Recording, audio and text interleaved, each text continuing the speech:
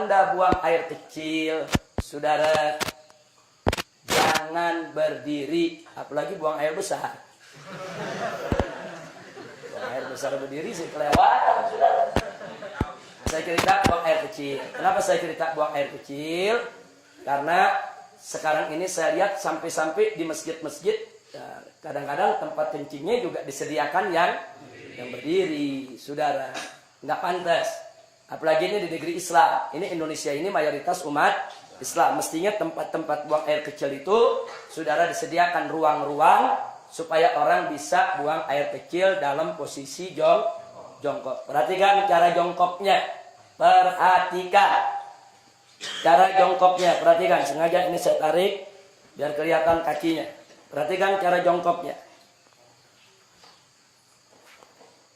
Jadi kalau kita baca kitab Kifayatul Akhyar sampai cara jongkok diajarin. Sudah. Nah, cara jongkoknya itu perhatikan. Jadi ini kiri, ini kaki. Jadi kita punya paha, ini pantat kita, ini diri di atas kaki kiri. Ini tegakkan. Begini cara buang air kecil. Seperti ini. Nah, karena kalau Anda lakukan seperti ini, insya Allah buang air kecilnya tiris. Kita jauh dari penyakit silisil bone.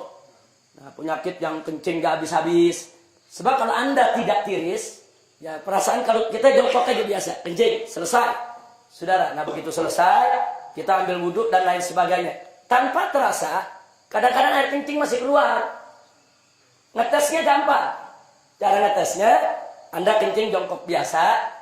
Nah, setelah jongkok biasa selesai, Anda cebok, istinja, Anda keringkan, Anda taruh kapas. Tes saja atau taruh tisu. Nah, taruh tisu, Anda pakai celana dalam, taruh tisu, tutup aja sama tisu.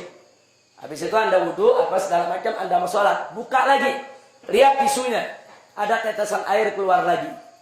Itu kalau kita mau ngetes, bener gak ini keluar lagi?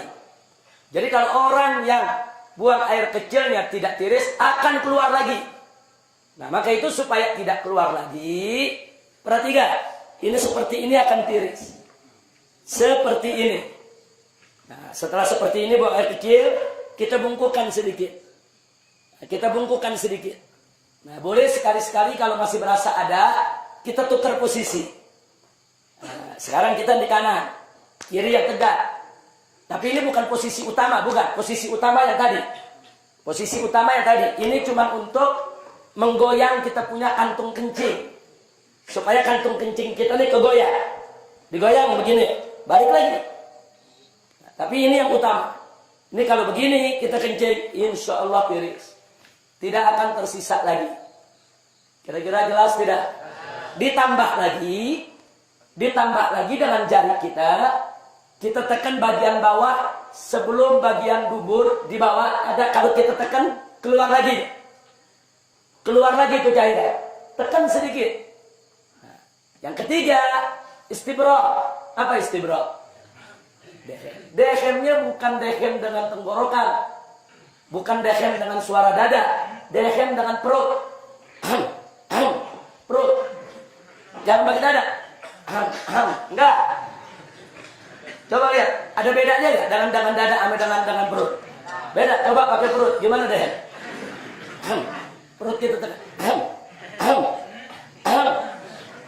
3-4 kali. Nah, itu klepnya terbuka. Kita dehem, klepnya terbuka, dia akan tiris air kencingnya. Kira-kira jelas? Habis itu baru kita istinja. Jadi Islam ini indah. Sampai cara kencing diajarin. Dalam Islam ya, dan ternyata para dokter mengakui. Para dokter itu mengakui ternyata betul memang posisi itu membuat bukan hanya kantung kencing, membuat ginjal kita di posisi yang benar untuk membuang daripada air seninya. Jadi posisi ginjal nih, saudara memang seperti ini. Dia jadi seimbang posisinya kalau begini. Ginjal kanan, ginjal kiri. Saudara, memang posisinya begini. Jadi untuk ginjalnya sehat, kantung kencingnya sehat, dan insya Allah tidak menetes lagi. Kira-kira jelas? Nah ini oleh-oleh pelajaran terakhir. Mudah-mudahan manfaat untuk kita semua. Amin ya rabbal alamin. Tolong diamalkan, dijalankan supaya sholat kita bisa lebih tertib lagi. Tapi ingat, saya ini membahasnya cuma sangat singkat sekali. Nah, belajar lagi sama guru-guru kita. Tanya kita punya guru, tanya kita punya ustadz, tanya kita punya habib. Dengan kitab-kitab yang mereka baca. Bagaimana tata cara sholat, bagaimana rukun sholat, bagaimana tata cara wudhu. Bagi apa itu hal-hal yang najis, apa itu hal yang membatalkan daripada wudhu kita. Pelajari. Sebab kalau Anda tidak tahu bagaimana cara bersuci, bagaimana sholatnya bisa benar? Itu pintu. Sholat tidak sah kalau bersucinya nggak beres. Pelajari dulu bagaimana cara bersuci, bagaimana cara sholat. Jangan sampai kita tidak tahu. Sampai di sini jelas? Alhamdulillahirabbil alamin. Saya pikir cukup.